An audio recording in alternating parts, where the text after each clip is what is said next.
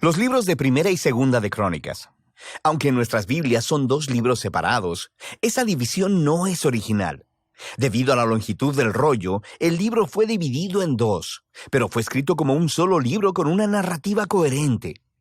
En nuestras Biblias en español, Crónicas viene después de los libros de Samuel y Reyes, y la mayoría de Crónicas es en realidad contenido repetido de esos libros. Así que la mayoría de los lectores modernos, cuando llegan a Crónicas, piensan, espera un momento, acabo de leer todo eso, y se lo saltan. Y eso es una pena, porque el libro es realmente único e importante en la Biblia. En el orden judío tradicional de la Biblia, Crónicas es en realidad el último libro porque resume todas las escrituras judías. La primera palabra en el libro es Adán, el primer personaje en el principio de la historia, y el último párrafo anuncia el regreso de Israel del exilio.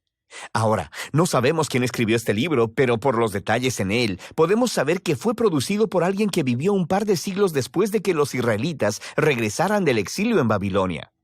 Ahora, para este autor, Jerusalén y el templo fueron reconstruidos hace algún tiempo, y sabemos por Esdras, Nehemías, que las cosas no andaban bien. La gran esperanza profética era que la ciudad y el templo fueran reconstruidos, que Dios viniera a morar entre su pueblo. El rey mesiánico vendría, y todas las naciones estarían bajo su gobierno pacífico, y nada de esto ha sucedido. Así que el autor de Crónicas ha reconfigurado estas historias de David y Salomón y los reyes del pasado para proveer un mensaje de esperanza para el futuro. Y vemos que él ha diseñado este libro para enfatizar dos temas evidentes. Primero, la esperanza del rey mesiánico venidero, y segundo, la esperanza de un nuevo templo.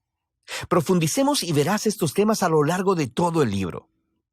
Primera de Crónicas comienza con 9 capítulos de genealogías, largas listas de nombres, y las leerás y pensarás que esto es un poco aburrido, y puede que esto sea cierto para ti, pero en realidad son muy importantes. El autor está resumiendo la narrativa entera del Antiguo Testamento al nombrar a todos los personajes clave en las historias, y al hacerlo, él da forma a las genealogías para enfatizar dos linajes clave. Primero está la línea del rey mesiánico prometido, así que se dedica mucho espacio a trazar la línea de Judá que llevó hasta el rey David, a quien le fue dada la promesa mesiánica. Y luego de David, el autor traza la línea hasta sus días. La otra línea familiar que recibe mucha atención aquí es la del sacerdocio, los descendientes de Aarón, quienes, por supuesto, sirvieron en el templo.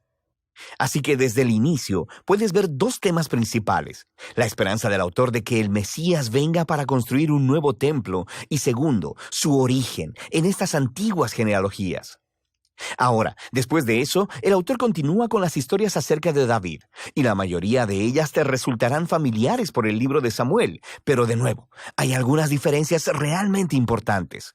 Primero que nada, el autor deja fuera todas las historias negativas de David, en donde él es retratado como débil o inmoral. Saúl cazando a David en el desierto y persiguiéndolo. La historia del adulterio de David con Betsabé y el asesinato de su esposo. Todo eso queda fuera.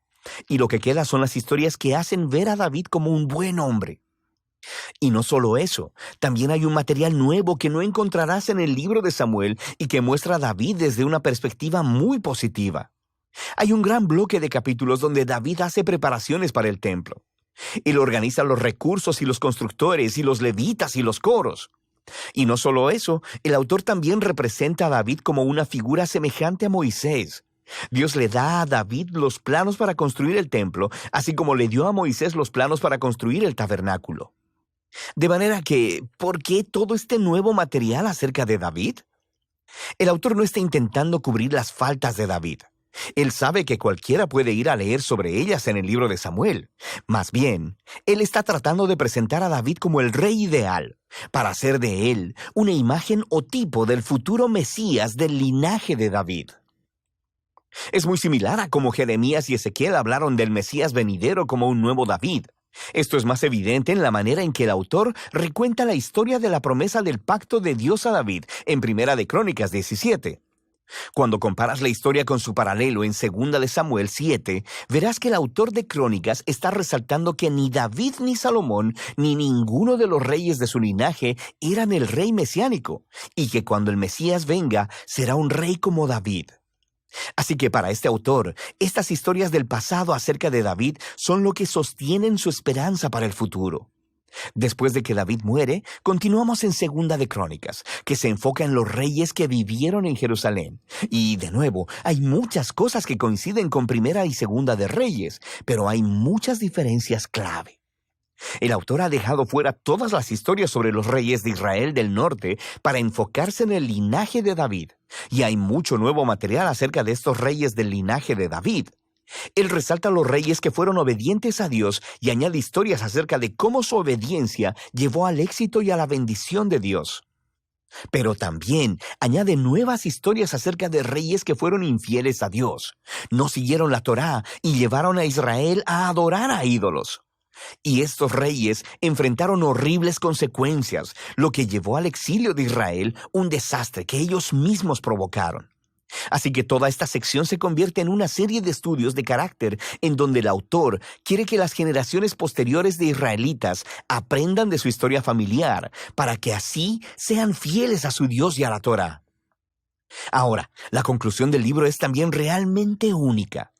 Justo al final del libro, el rey de los persas, su nombre es Ciro, le dice a los israelitas que pueden regresar a casa, volver del exilio y reconstruir la ciudad y el templo.